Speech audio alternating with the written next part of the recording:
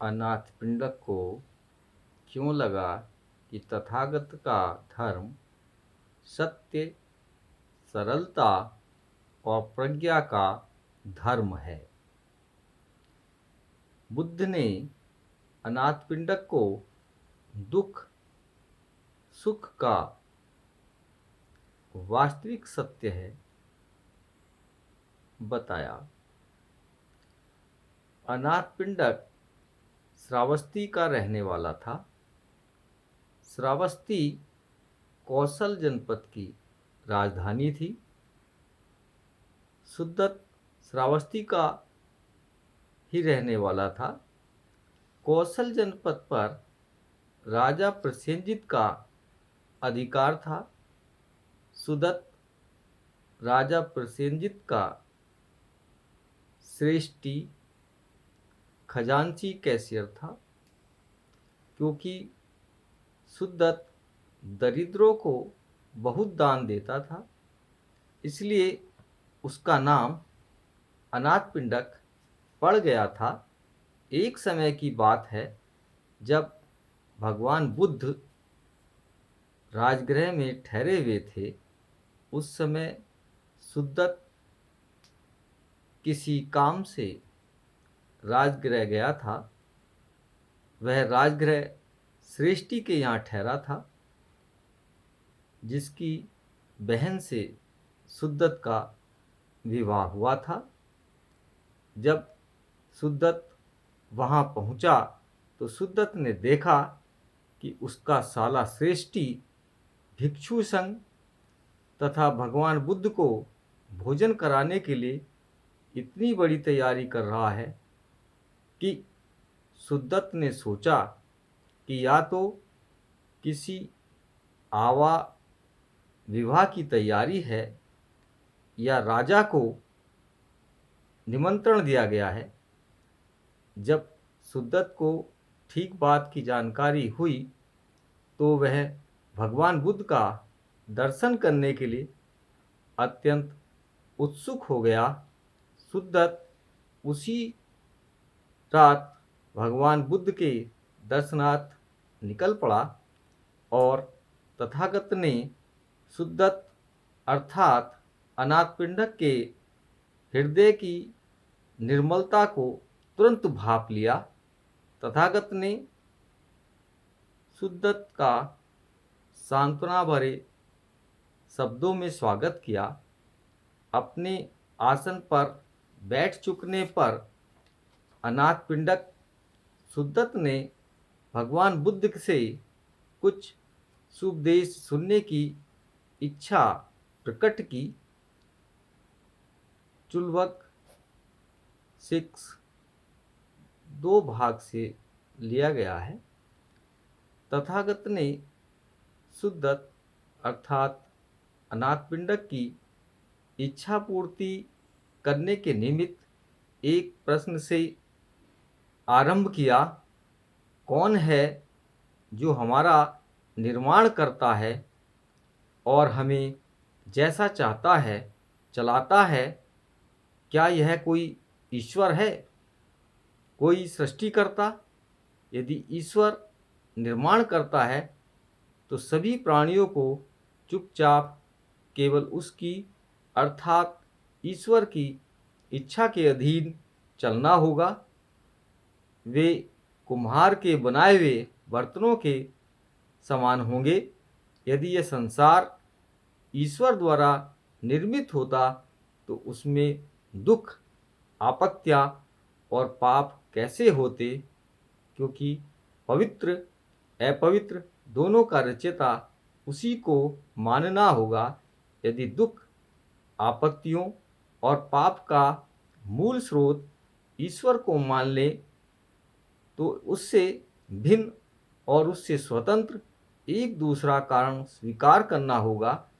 तब ईश्वर सर्वशक्तिमान नहीं रहेगा।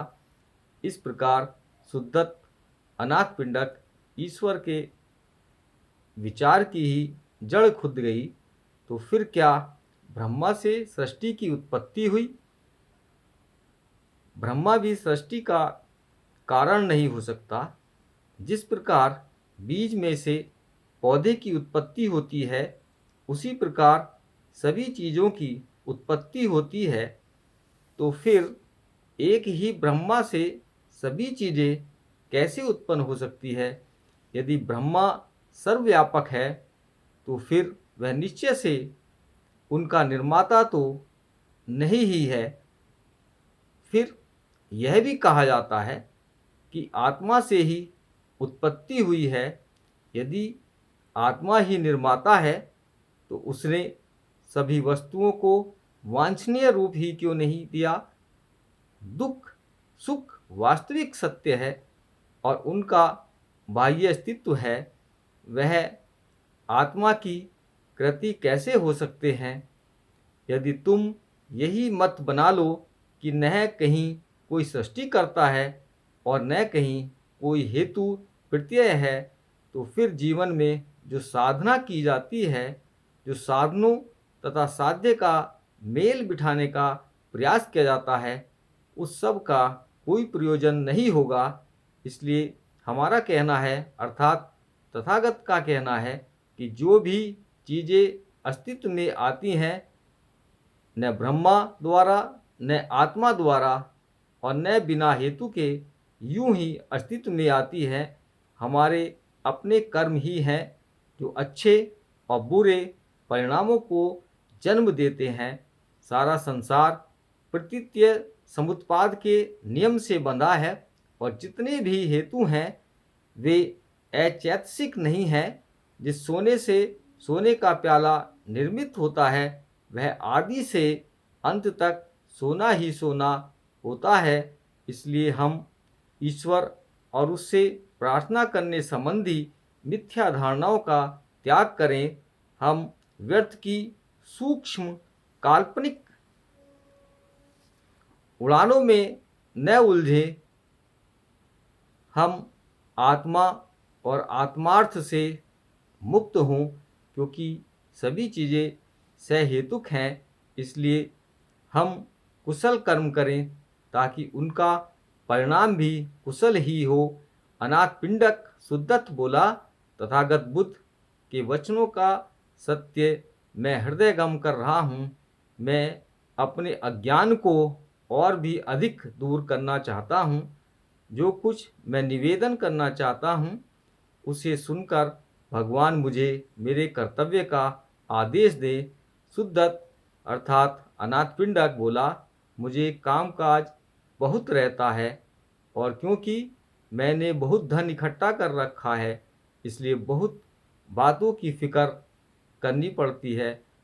तो भी मैं अपने कार्य को आनंदपूर्वक करता हूँ और बिना किसी प्रमाद के लगा रहता हूँ। मेरे बहुत से नौकर चाकर हैं और उन सब की जीविका मेरे ही व्यापार की सफलता पर निर्भर करती है। अब मैंने सुना है कि आपके शिष्य प्रव्रज्या के सुखों के गुण गाते हैं और गृहस्थ जीवन की गर्हा करते हैं। वे कहते हैं कि तथागत ने अपना राज्य और परंपरागत ऐश्वर्य का त्याग कर दिया और सधर्म का पथ प्राप्त किया है। इस प्रकार तथागत ने सारे संसार को निर्वाण का रास्ता दिखाया। मैं जो उचित हो वही करना चाहता हूँ और मेरी उत्कट अभिलाषा है कि अपने मानव बंधुओं की कुछ सेवा कर सकूं।